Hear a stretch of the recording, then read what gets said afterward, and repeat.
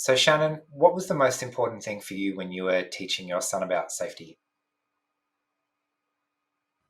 I think it was the practical elements of how to assess different social situations because being able to do that is a learned skill. And my son has a very concrete way of thinking and an almost superhero approach to the world where the good guys always do good and the bad guys are clearly identified with uniform and music as well as actions. And it's very hard to teach him about the different nuances of environment and context and different groups.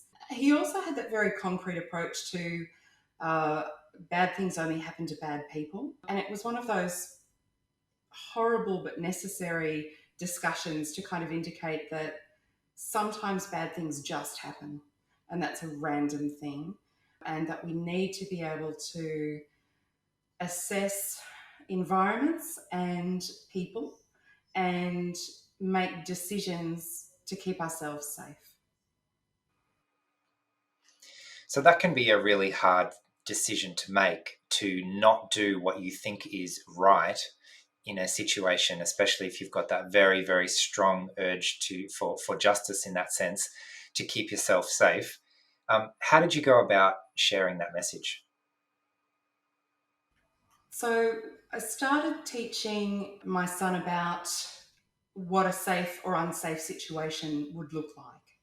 And it was difficult to start with because I had to define what a safe environmental situation felt like.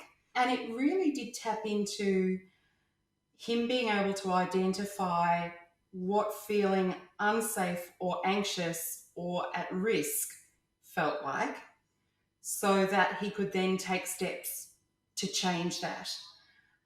So it's really one of those social skills that's a really important step where your barometer, your tuning fork for what feels okay is what you've got to primarily listen to. And it was really strange to discuss that other people might feel safe in situations, but if you don't feel safe, that is an important measure, and that you have the right to feel safe and not at risk. And one of the challenges to teaching around that is that for a lot of us, there are a very large number of situations in which we do not feel safe. So if I feel unsafe in most places most of the time, it's difficult to hear and adequately understand the message that I should do something if I feel unsafe. I should make the situation better, because the situation I feel unsafe is I'm sitting in the classroom and it's just a normal situation for everyone else. So sometimes it helps to zoom out a little bit with these things, and it takes some preparation of the groundwork of those other empathy skills and listening into my own feelings of what I need in a situation, so that I can understand that I do have the right to feel safe. It is something that I can ask for, that I can actually advocate for myself around, so that when the situation becomes more objectively unsafe, I'm also more likely to stand up for myself and say, no, this is actually not okay. Actually, I'm going to leave this situation now. Just like the skills that I was building in the classroom, where if I was feeling overwhelmed, I had a safe way of saying, actually, I'm not okay. Actually, I have to leave the situation now. It's also really challenging as a parent because that need to protect and that need to adapt the environment constantly to try and ensure a successful experience, while it's a great goal most of the time, it's also something that means that in the background, you're always tweaking certain things. And the effect that that has had is that my child has never felt unsafe. They've never felt any sort of sense of risk because there have been a lot of things going on in the background with other parents. to ensure that everything is positive.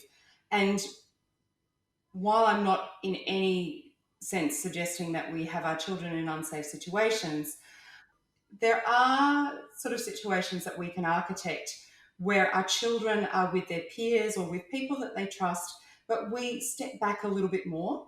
So, and allow the group dynamics to unfold as they do, allow different activities to occur. We allow sort of safe fails to happen because we need our children to start sensing different environments and different dynamics so that they can respond using their own senses and their own feelings, rather than us often sort of tweaking the circumstances to always make it a positive thing. So, when learning what an unsafe situation is, it starts with learning to recognize what a safe situation is and then noticing the difference.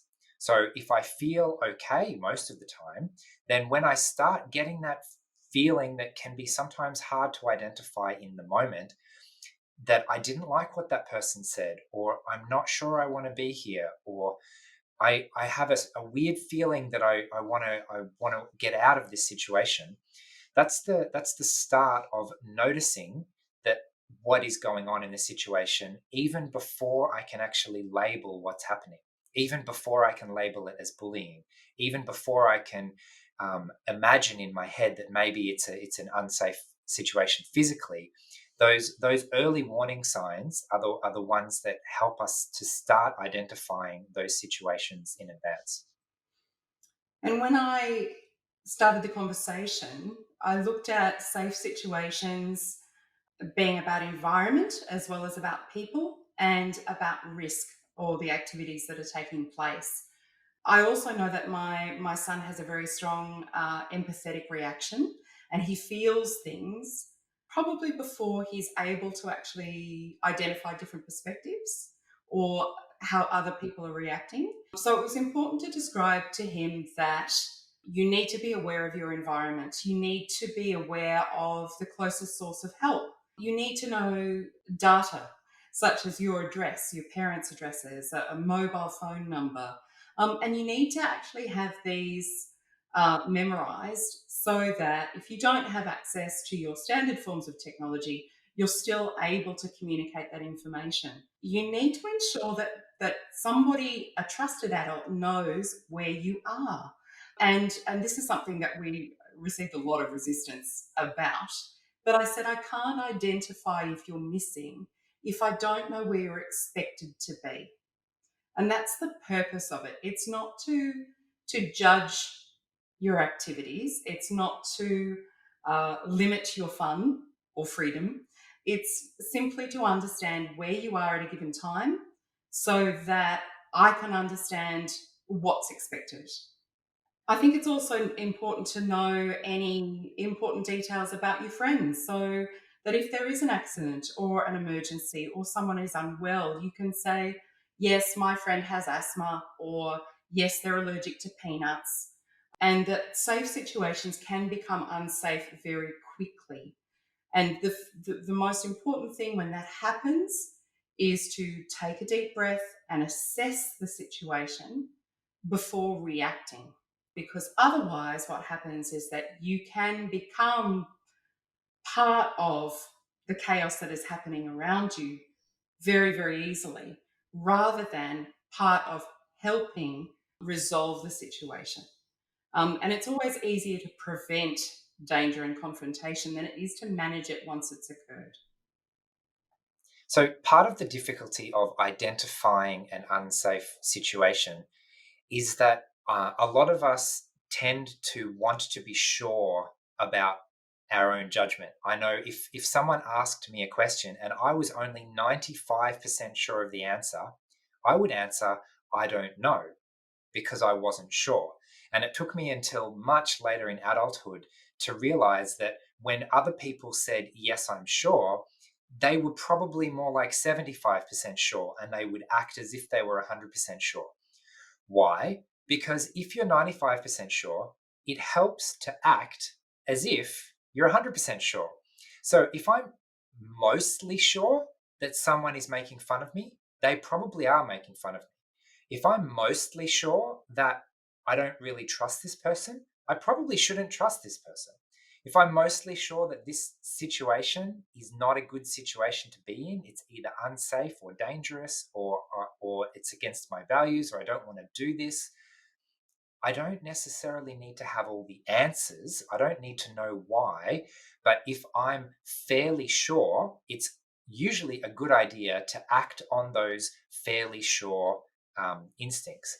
So I find that teaching this explicitly allows me to understand that yes, I'm not 100% sure, but it's also a good idea to act as if I were 100% sure, because most of the time I will be correct.